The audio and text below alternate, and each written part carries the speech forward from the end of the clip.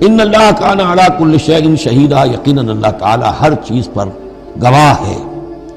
اب آئی ہے وہ آیت، اصل میں کانٹے دار آیت جو ہے، جو عورتوں کے حلق سے بہت مشکل سے اترتی ہے، کانٹا بن کر اٹک جاتی ہے۔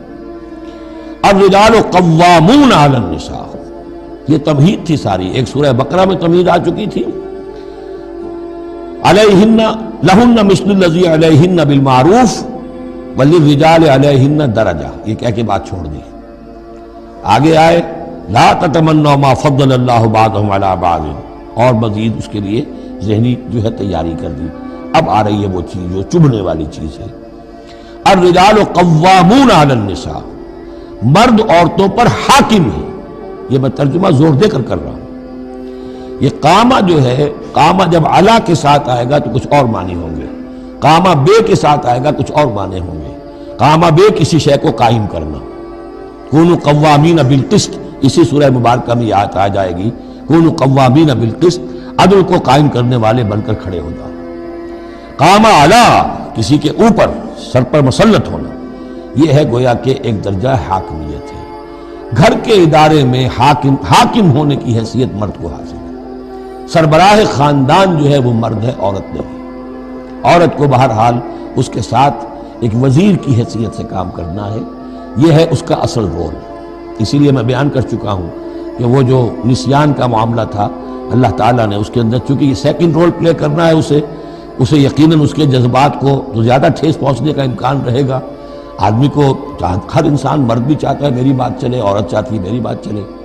اب آخر کار کس کی بات چلے گی؟ یا تو دونوں کسی طریقے سے کسی مسئلے میں متفق ہو جائیں، اور عورت جو ہے بیوی اپنے شوہر کو دلیل سے، اپیل سے جس طرح قائل کر لے تو معاملہ ٹھیک ہو گیا۔ اب اگر نہیں ہو رہا معاملہ تو اب کس کی رائے چلے گی؟ مرد کی رائے چلے گی۔ تو کس کو اس سے ایک صدمہ پہنچے گا؟ عورت کو پہنچے گا۔ لیکن اس صدمے کا ہی جو ہے انفلوئنس، اس کو کم کرنے کے لیے سیفٹی والو، نسیان کا مادہ اللہ تعالیٰ نے عورت میں زیادہ رکھ دیا۔ اسی لیے پھر اس قانون شہادت کے اندر ایک مرد کی جگہ 2 عورتوں کو وہاں پر اس کا نصاب رکھا گیا۔ الرجال قوامون علی النساء بما فضل اللہ بعضهم علی بعض۔ اب یہ دوسری بات ہے کہ اگر وہ شوہر حاکم ہو کر ظلم کرتا ہے، ان کے حق ادا نہیں کرتا ہے، تو اللہ کے یہاں بڑی سخت پکڑ ہوگی۔ یہ تو دوسری بات ہے بالکل۔ لیکن یہ کہ جو قانون ہے اسلام کا وہ یہی ہے کہ یہ اختیار دیا گیا، اب آپ اس اختیار کا غلط استعمال کر رہے ہیں، آپ اس کو ظلم کا ذریعہ بنا رہے ہیں، تو اس کی سزا اللہ تعالیٰ کے ہاں آپ کو مل جائے گی۔ بما فضل اللہ بعضهم علی بعض، بسبب اس فضیلت کے جو اللہ نے بعض کو بعض پر دی ہے، تو بما انفقوا من اموالہم، اور بسبب اس کے کہ جو وہ خرچ کرتے ہیں اپنے مال۔ اب دیکھیے یہ خرچ کرنے کا معاملہ اسلام میں شادی سے شروع ہو گیا۔ شادی مرد کی بھی ضرورت ہے، عورت کی بھی ضرورت ہے، لیکن مرد مہر دیتا ہے، عورت مہر وصول کرتی ہے۔ تو جو خرچ کرنے والا ہے اب اس کی ایک حیثیت دوسری ہو گئی۔ پھر گھر میں اس کا نان نفقہ پورا جو ہے، اس کا خرچہ، اس کی ذمہ داری، اس کو سپورٹ کرنا شوہر کے اوپر ہے، تو اب وہ مال خرچ کر رہے ہیں۔ بما انفقوا من اموالہم فالصالحات، تو نیک بیویاں کون ہیں؟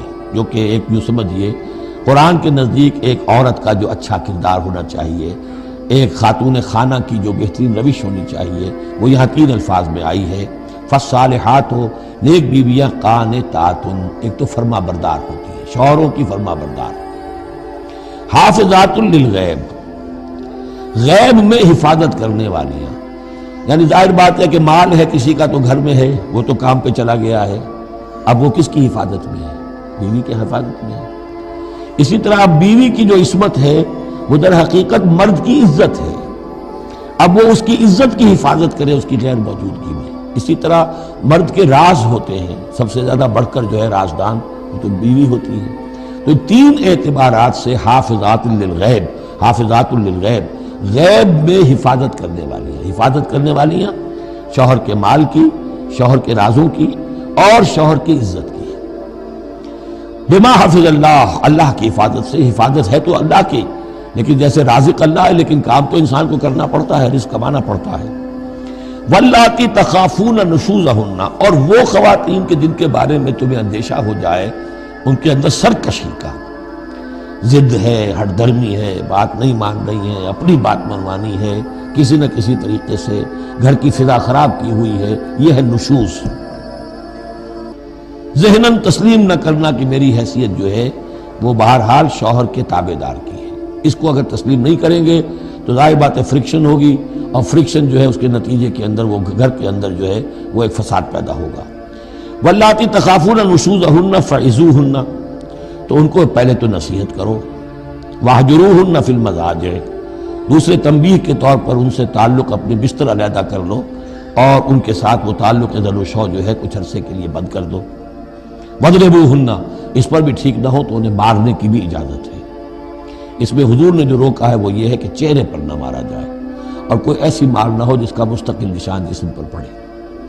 اب یہ چیزیں اللہ کا کلام ہے، اس کے اندر جو ہے کوئی ہمارے لیے کوئی جھجک نہیں ہے، معاشرتی زندگی کو ٹھیک رکھنے کے لیے اس کی ضرورت پیش آئے تو وہ بھی کرنی ہوتی ہے۔ فَإِنْ أَطَعْنَكُمْ، پھر اگر وہ تمہاری اطاعت کریں، فَلَا تَبْغُوا عَلَيْهِنَّ سَبِيلًا، تو اب ان پر خام خواہ کی زیادتی کرنا، پچھلے غصے نکالنا، بار بار جو ہے وہ اپنے غصے کا اظہار کرنا، یہ بھی ٹھیک نہیں ہے۔ ان اللہ کان علیٰ کبیرہ، یقیناً اللہ تعالیٰ بہت بلند ہے، بہت بڑا ہے۔